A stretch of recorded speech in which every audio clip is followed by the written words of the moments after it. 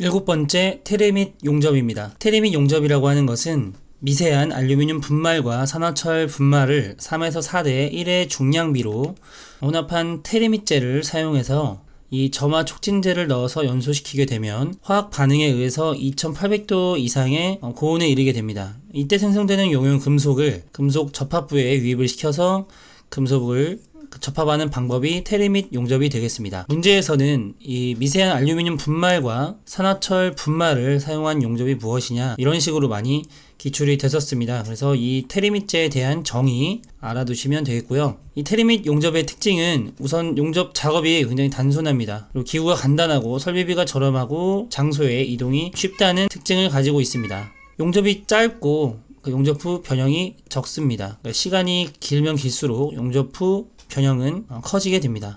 전기가 필요 없다는 특징도 가지고 있죠. 자, 이러한 테레밋 용접의 특징 알아봤고요. 8번째는 전자빔 용접입니다. 실 -4승 밀리미터 수은주 이상의 높은 진공실 속에서 음극으로부터 방출된 전자를 고전압으로 가속시키면 에너지가 발생하는데 그 에너지로 용접을 하는 방법이 되겠습니다. 이 전자빔 용접은 이 압력이 높은 진공실에서 실행된다는 점이 중요하겠습니다. 그래서 특징으로는 고진동 농도로 전체 에너지 입력이 비교적 낮습니다. 용가제 없이 박판의 용접이 가능하고요. 용접 변형이 적어서 정밀한 용접을 할 수가 있습니다. 그리고 다층 용접이 한꺼번에 할 수 있다는 점이 중요하고요. 그에 비해서 배기장치가 필요하게 되고 피용접물의 크기도 제한을 받는다는 단점을 가지고 있습니다. 진공에서 용접할 경우 진공시설 안에 그 피용접물이 들어가야 되기 때문에 크기의 제한을 받겠죠. 그리고 진공을 사용해야 되기 때문에 용접기의 값이 고가일 수밖에 없겠습니다. X선이 많이 누출되므로 X선 방호 장비도 착용을 해야 되고요. 진공 상태에서 용접을 하기 위한 지연 시간도 많이 필요합니다. 용접 준비 비용이 많이 발생한다는 점, 이런 특징들이 있죠. 전자빔 용접은 이 진공 상태에서 용접이 이루어진다는 점 꼭 알아두시면 되겠습니다. 9번째, 레이저 용접입니다. 이 유도 방출에 의한 빛의 증폭이라는 뜻이 이 레이저의 정의가 되겠습니다. 고도의 에너지가 집적된 직진성이 양호한 빛이라고 레이저를 말할 수가 있는데, 이 레이저는 높은 에너지를 가지고 있으므로 과학 렌즈를 이용해서 빛이 원하는 지점에 쏘게 되면 순간적인 에너지가 상승해서 모재가 용융되게 되는 방식을 응용한 용접입니다. 레이저를 쏴서 이루어지는 용접 방식이기 때문에 그 비접촉 용접 방식으로 모재에 손상을 주지 않는다는 점, 모재의 열 변형이 거의 없다는 장점을 가지고 있고요. 다른 종류의 금속의 용접이 가능하다는 점, 그리고 미세하게 레이저로 정밀한 용접을 할 수 있다는 점, 이러한 특징들 짚고 넘어가시면 되겠습니다. 10번째, 저항 용접입니다. 이 저항 용접도 굉장히 자주 나오는 내용인데요.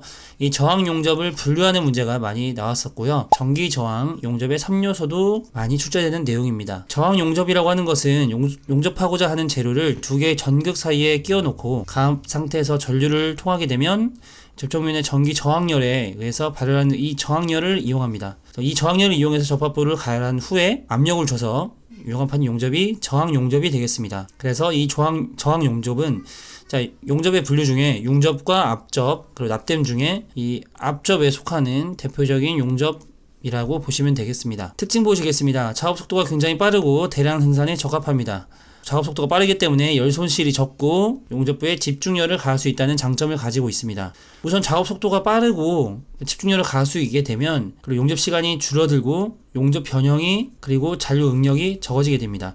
용접 속도가 좀 많아지게 되면 그에 따라서 잔류 응력이 많아지고 용접 변형이 많이 생길 수밖에 없겠죠. 사람의 변질 부분도 적습니다. 그리고 용접봉, 용재들이 불필요하다는 점, 이런 장점들이 있고요. 단점으로는 우선 대전류를 필요로 하기 때문에 설비가 우선 복잡하고 값이 비쌉니다.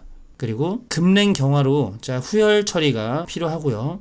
인성을 높여주기 위한 후열 처리가 필요하겠습니다. 다른 금속 간의 접합이 곤란하다는 점, 이 부분이 중요하겠죠. 그리고 적당한 비파괴 검사가 어렵다는 점, 이런 단점들이 이 저항 용접의 특징이 되겠습니다. 시험 문제에 많이 나오는 내용은 이런 내용입니다. 저항 용접을 이 겹치기 용접과 맞대기 용접으로 이렇게 크게 두 가지로 나눌 수가 있는데, 겹치기 용접 이렇게 세 가지를 외워두시면 되겠습니다. 점용접, 심용접, 그리고 프로젝션, 즉 돌기 용접. 자, 이렇게 세 가지를 외워주시면 되겠고요. 나머지는 맞대기 용접으로 업셋, 플래시, 버트심, 포일심, 퍼커션 용접 이렇게 있겠습니다. 이 겹치기 용접 세 가지만, 점 용접, 심 용접, 프로젝션 용접 이렇게 세 가지만 잘 외워두시면 겹치기 용접과 맞대기 용접 잘 구분할 수 있겠죠. 그래서 이 겹치기 용접, 점 용접에 대한 세부 종류도 쭉 나와 있고요. 가끔은 지엽적으로 나오는 문제들이 있기 때문에 이것도 시간 있을 때 한 번씩 읽어보시면 좋을 것 같습니다. 심용접에 대한 그 방법들도 쭉 있고요. 자, 심용접이라고 하는 것은 이렇게 점 용접을 반복하는 방법이 심용접이 되겠습니다. 그리고 프로젝션 용접이라고 하는 것은 한쪽 또는 양쪽의 돌기, 프로젝션을 만들어서 이 부분에 용접자를 집중해서 앞접하는 방법이 프로젝션 용접이 되겠습니다.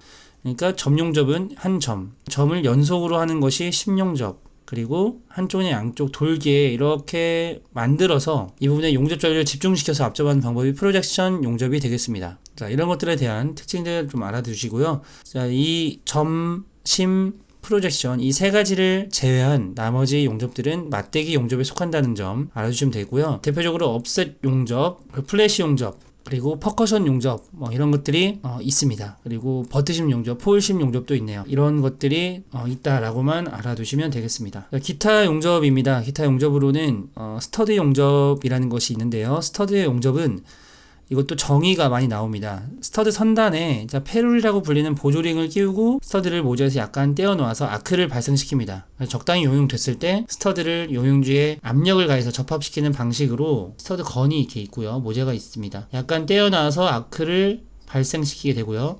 이 발생된 아크로 압력을 가해줘서 접합시키는 방식이 되겠습니다. 그래서 이 스터드 용접은 키워드가 이 페룰입니다. 페룰이라고 하는 보조링을 끼워서 용접을 한다는 점이 중요하겠습니다. 철 외에도 동, 항동, 알루미늄, 스테인리스 강에도 적용이 가능하다는 점, 좀 범위가 넓은 특징이 있습니다. 용접 응력이 매우 작아서 모재에 대한 악영향이 작다는 점 중요한 내용이고요. 용접 후에 냉각 속도가 비교적 빨라서 이렇게 냉각 속도 빠른 경우는 균열이 생기기 마련입니다. 그렇기 때문에 적당히 예열을 하는 것이 좋습니다.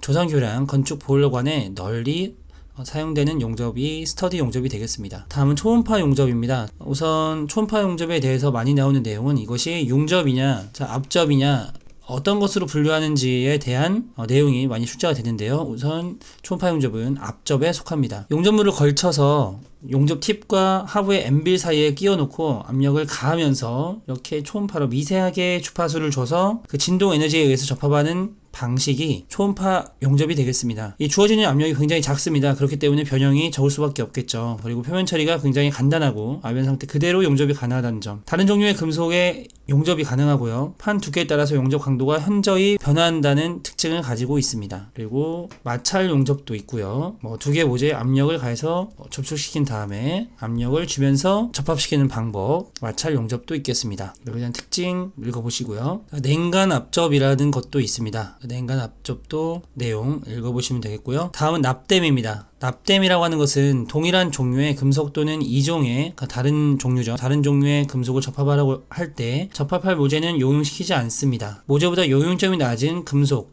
그들의 약금의 용가제를 사용해서 두 모재 간의 모세관 현상을 이용해서 금속을 접합하는 방법. 그러니까 모재를 용융시키는 게 융접이죠. 그리고 모재를 살짝 용융시킨 다음에 압력을 가하는 게 앞접이었죠. 근데 여기서는 모재를 사용하지 않고 여기 용가제 이런 것들을 녹여서 채워나가는 방법, 이것이 납땜이 되겠습니다. 연납땜과 경납땜으로 나눌 수가 있는데요. 기준이 450도입니다. 450도 이하 용가제를 사용하는 것이 연납땜이고요. 450도 이상의 용가제를 사용하는 것이 경납땜이 되겠습니다. 보통 우리가 일반적으로 생각하는 납땜이 연납땜으로 보시면 되겠고요. 전자, 부품, 납땜 시 사용하는 납땜이 연납땜이 되겠습니다. 그리고 배관이나 파이프 이런 납땜에 사용하는 것이 경납땜에 속한다고 보시면 되겠습니다. 용재가 갖추어야 할 조건입니다. 모재에 산화피막과 같은 불순물을 제거하고 유동성이 좋아야 하고요. 청정한 금속면에 산화를 방지해야 합니다. 댐납의 표면 장력을 맞춰서 모재와의 친화력을 높여야 한다는 점 중요하고요. 유압 온도 범위와 납땜 온도가 일치해야겠습니다. 전기저항 납땜에 사용하는 것은 전도체야지 전기가 흐르겠죠. 그리고 인체에 해가 없어야 합니다. 용재를 선택할 때는 연납용이냐 경납용에 따라서 좀 달라지는데요. 염화 아유라든지 염산, 염화 암모늄, 인산 등은 연납용 용제로, 그리고 붕산, 붕산염, 불화물, 염화물, 알칼리 등은 경납용 용제로 사용이 됩니다. 이렇게 연납용 용제와 용도에 대해서 쭉 표로 표시되어 있습니다. 한번 읽어보시면 될 것 같고요. 바로 개념잡기 문제 풀어보도록 하겠습니다. 자, 미세한 알루미늄 분말과 산화철 분말을 혼합하여, 자, 미세한 알루미늄 분말 3에서 4 대 산화철 분말 1을 혼합한 것이 테르밋제죠. 이렇게 테르밋제를 이용한 용접, 테르밋 용접이었습니다. 답은 1번이 되겠고요. 자, 이음 형상에 따라서 저항 용접을 분류할 때 맞대기 용접에 속하는 것. 저항 용접을 분류할 때는 크게 겹치기와, 자, 맞대기로 이렇게 두 가지로 나눌 수가 있는데, 우리가 겹치기 용접 이렇게 세 가지만 외워주면 나머지는 맞대기 용접에 속하므로 세 개만 외워주는 것이 좋겠다라고 제가 말씀드렸었죠. 점용접과 심용접, 프로젝션 용접, 이렇게 세 가지가 겹치기 용접에 속합니다. 그 세 가지를 제외한 용접이 맞대기 용접에 속하겠네요. 그것을 선택지에서 골라주시면 되겠습니다. 그래서 스폿 용접이 즉 점 용접이므로 점, 심, 프로젝션 용접을 제외한 업셋 용접, 답은 1번이 되겠습니다. 세 번째 개념잡기 문제 풀어보겠습니다. 자, 볼트나 환봉 등을 강판이나 현강에 직접 용접하는 방법으로 볼트나 환봉을 홀더에 끼우고 모재와 볼트 사이에 순간적으로 아크를 발생시켜 용접하는 방법.